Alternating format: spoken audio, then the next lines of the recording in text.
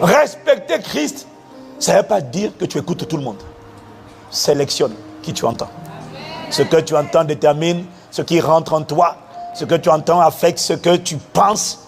Ce que tu penses affecte ce que tu crois. Ce que tu crois affecte ce que tu deviens. Et en plus, ceux à qui tu connectes déterminent ce qui rentre en toi. Je ne laisse pas n'importe quoi rentrer en moi. C'est pour ça que je n'ai pas beaucoup d'amis, je suis content comme ça. Ma femme est ma première amie. Après, il y a mon frère. Après, il y a mes fils dans la foi. Sois sélectif. Les mauvaises compagnies corrompent les bonnes mœurs. Ne partage pas, ne clique pas like. Quand il n'y a pas à liker, je peux ne pas liker, ne pas mépriser en même temps. Je ne méprise pas, mais je ne connecte pas.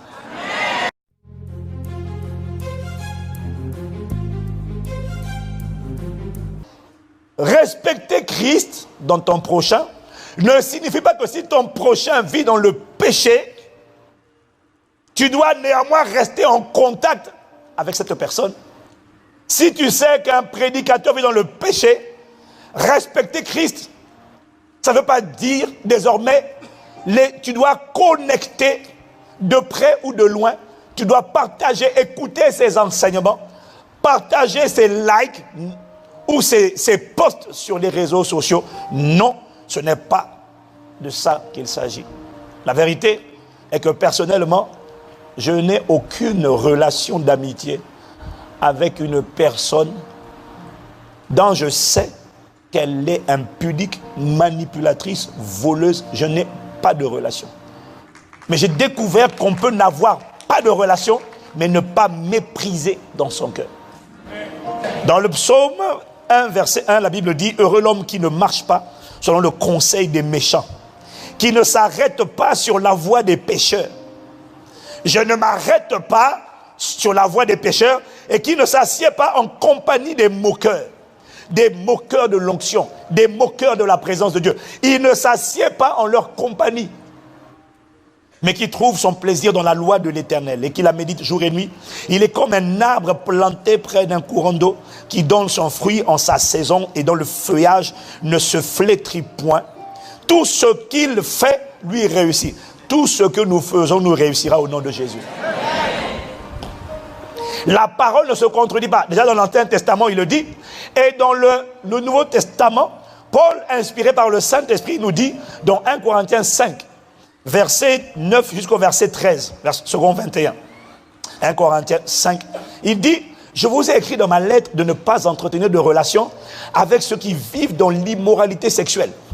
Je ne parlais pas d'une manière absolue des gens de ce monde qui vivent dans l'immoralité ou sont toujours désireux de posséder plus. C'est ce qu'on appelle les cupides, ou encore les voleurs ou les idolâtres. Parce que autrement, il vous faudrait sortir du monde. Si je dis de ne plus avoir de relations avec des impudiques, des voleurs, des escrocs, des manipulateurs, des idolâtres, si je vous dis de ne plus avoir de relations, ça veut dire qu'au travail, tu passes ton temps tout seul, mais dans ta vie, tu passes ton temps tout seul, comme Robinson Crusoe. Ce n'est pas ce qu'il est en train de dire. Et puis ensuite, il précise au verset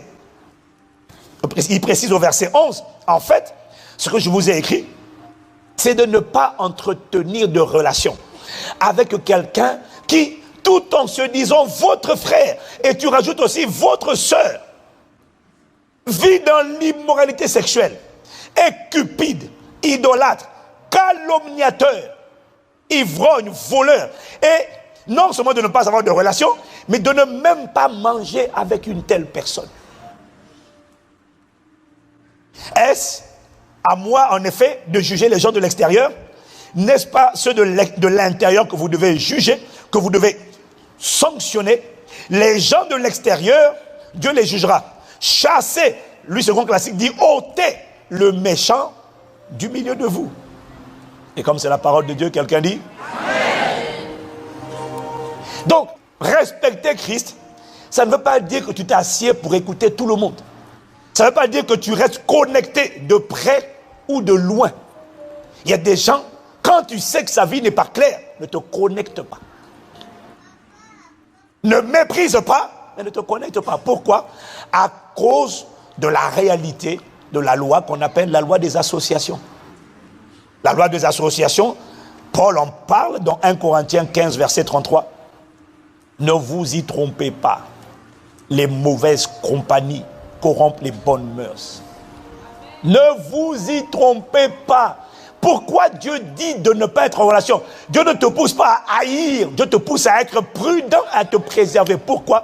Il dit parce que les mauvaises compagnies corrompent les bonnes mœurs. En Proverbe 13, verset 20 dit, celui qui fréquente les sages devient sage. Celui qui fréquente les insensés s'en trouve mal. Les mauvaises compagnies corrompent les bonnes mœurs. Ça veut dire quoi? Ça veut dire que les mauvaises relations détruisent, rangent, gangrènent, corrompent, minent à petit feu, petit bout par petit bout, même les caractères les plus irrésolus, les plus affermis, les vertus les plus solides, la foi, la vision, le courage, la sainteté. Les mauvaises compagnies finissent toujours par déteindre. Il est en train de dire, autrement dit, il n'y a aucune relation qui ne te laisse intact ou indifférent. Chaque personne que tu fréquentes, avec laquelle tu es en relation, de près ou de loin, parce que dans les deux cas, il y a un transfert invisible. Chaque relation, chaque personne avec laquelle tu es en relation agit de 4 manières sur ta vie. Soit elle ajoute ou elle multiplie, ça c'est bien. Parce qu'il y a des gens qui ajoutent et qui multiplient ta force, ton enthousiasme, ton zèle, ta consécration, ta ferveur, ta sainteté, ta passion pour Jésus. Et il y a le pire, ce sont les gens qui soustraient. Non, il y a des gens qui soustraient. Et puis le pire, c'est pas ceux qui soustraient, c'est ceux qui divisent carrément. Tu as remarqué qu'il y a des gens, quand tu es en leur présence, quand tu sors de leur présence, tu te sens requinqué, reboosté, relevé, remobilisé. Et il y en a d'autres, hein, quand tu sors de leur présence, tu sens que tu as un peu perdu quelque chose. Tu as un peu perdu. Tu te sens un peu plus faible, un peu plus impur, un peu plus orgueilleux. Côtoie les orgueilleux, je te garantis que ce n'est pas toi qui vas les rendre humbles, c'est eux qui vont te rendre orgueilleux.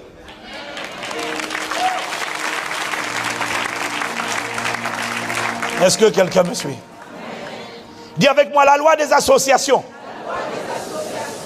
Il n'y a aucune relation qui te laisse intact. Le pire, ce ne sont pas ceux qui soustraient. Le pire, ce sont ceux qui divisent. Je préfère qu'on fasse moins 3 plutôt que diviser par 3. Il y a des gens, quand tu as parlé, tu as connecté, tu lui as parlé, dès que tu as raccroché, dès que tu es parti, c'est comme si on t'a cassé. Pam, pam, pam, 1000 morceaux. Cette personne vient de diviser. Il dit, ne vous y trompez pas, les mauvaises compagnies dégradent les bonnes mœurs. C'est pour ça que Paul dit, il y a des gens avec lesquels tu n'entretiens pas de relation et tu ne t'assieds même pas à table avec cette personne.